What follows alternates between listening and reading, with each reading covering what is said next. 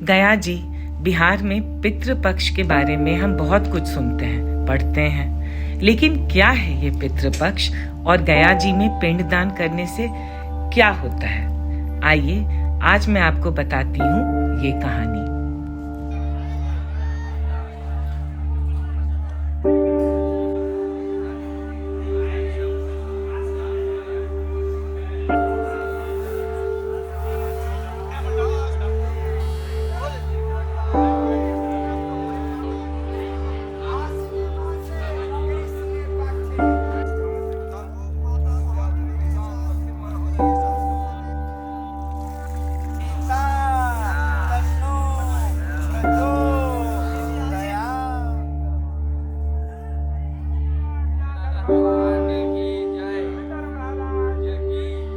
अगर बात हो पितृपक्ष और पिंडदान की, तो पूरी दुनिया एक जगह को देखती है, गया जी जो बिहार में है। आज हम यहाँ गया जी में हैं।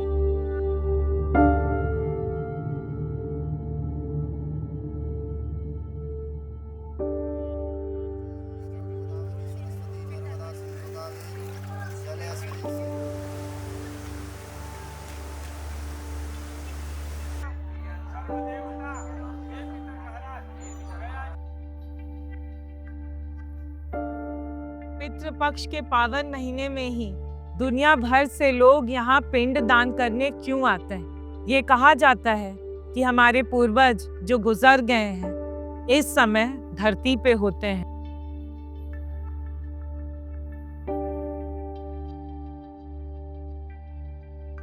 गया मोक्ष का भूमि है ना। यहाँ पे भगवान राम जी, लक्ष्मण जी और माता सीता जब 14 वर्ष वनवास काट के लौट रहे थे तो राजा दशरथ जी को मृत्यु हो गई थी, है ना। तो रामचंद्र जी, लक्ष्मण जी बोले कि मैं गया जी में जा रहा हूँ। जिस तरह से नारायण विष्णु ने यज्ञ किए थे, यहाँ पे नारायण विष्णु यज्ञ किए थे सारे पितरों को मोक्ष की प्राप्ति के लिए, है ना। तो सीता माता, राम जी, लक्ष्मण जी इस नदी पे, ये फल्गु नदी है, इस नदी के तट पे भगवान राम जी, लक्ष्मण जी और सीता जी आए थे। इस नदी में सीता जी को बैठाकर भगवान राम लक्ष्मण चल गए बाजार सामान लाने। इस नदी से राजा दशरथ को हाथ निकला और आकाशवाणी हुआ कि बेटी पिंडदान दो। माता सीता बोले कि आपको पुत्र को रहते हुए मैं एक बहू, मेरा अधिकार नहीं है, इसलिए मैं पिंडदान नहीं कर सकता हूँ। राजा दशरथ बोले कि मैं एक सौभाग्य स्त्री हूँ, मेरा पिंडदान कर दो। आप बोले कि पुत्र को रहते हुए मेरा बहू का अधिकार, इसलिए मैं पिंड नहीं कर सकता। बोले कि आप पिंड नहीं दोगी तो मैं श्राप दे दूंगा।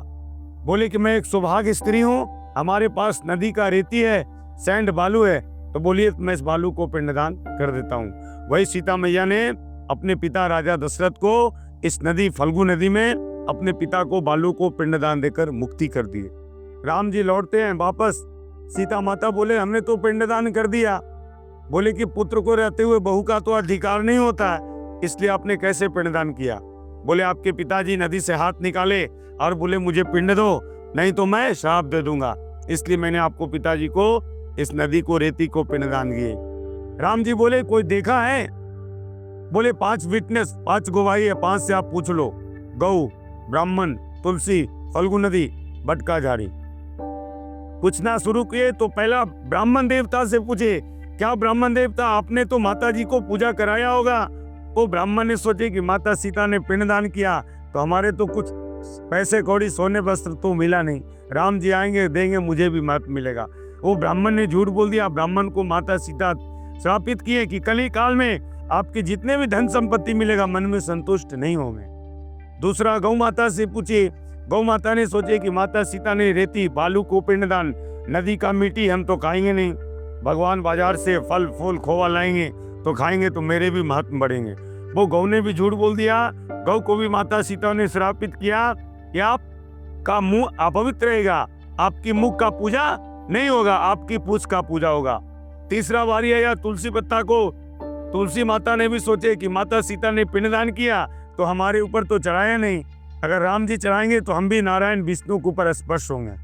तुलसी पत्ता ने झूठ बोला, उनको भी माता सीता ने श्राप दिए कि जाओ कली काल में तुम गंदे स्थान पर जन्म पाओगे, तुम्हारे हरा भरा घर में बेटी बहू पूजा करेगी, मगर 6 महीने साल में तुम सूख जाओगे, घर में तुम हरे भरे नहीं रहोगे, मगर तुम गंदे स्थान पे हरे भरे रहोगे। चौथा नदी का बारी आया, इस नदी ने भी झूठ बोल दिया कि माता सीता ने अकेले पिंडदान किया, कोई देखा नहीं। अगर राजा रामचंद्र जी आएंगे तो सभी देवता आएंगे, तो हमारे ऊपर आएंगे तो हम भी गंगा कहलाएंगे। इसलिए नदी ने झूठ बोल दिया। नदी को भी माता सीता ने श्रापित दिए कि कली काल में जब बारिश होगा जल रहेगा, नहीं तो तुम सूखे रह जाओगे। एक वट का झाड़ी सच बोला कि हमने माता सीता जी को पिंडदान करते देखा। माता सीता ने उसे अक्षय वरदान दिया कि जब तक सूर्य चंद्रमा आकाश पाताल पृथ्वी रहेगा तब तक आप हरा भरा रहोगे।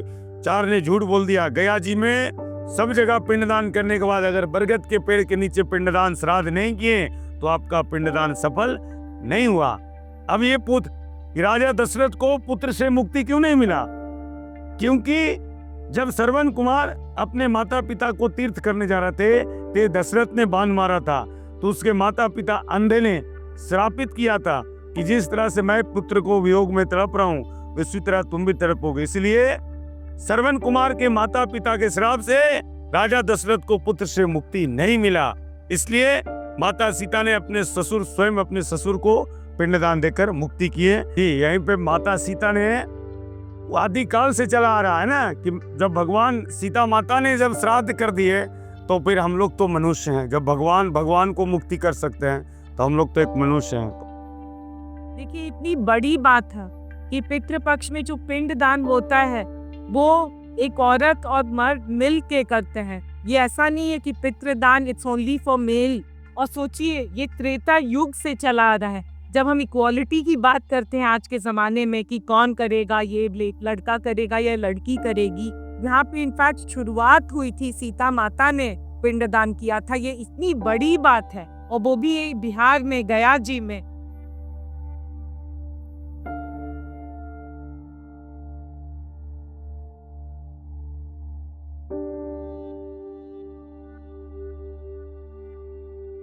देखिए, यही फल्गु नदी जो श्रापित थी, तो पहले जब पिंड दान करना होता था तो डैम के बनने से पहले तो लोग यहाँ पे आके खोदते थे, नदी को खोदते थे, गड्ढे को खोदते थे, और उसमें से जो पानी निकलता था उसमें पिंड दान करते थे। लेकिन देखिए, अब डैम बनने की वजह से पानी ऊपर, हमेशा ऊपर रहता है, तो यहाँ पे लाखों श्रद्धालु आकर पूजा कर सकते हैं और कोई खोदने का जरूरत नहीं है अब।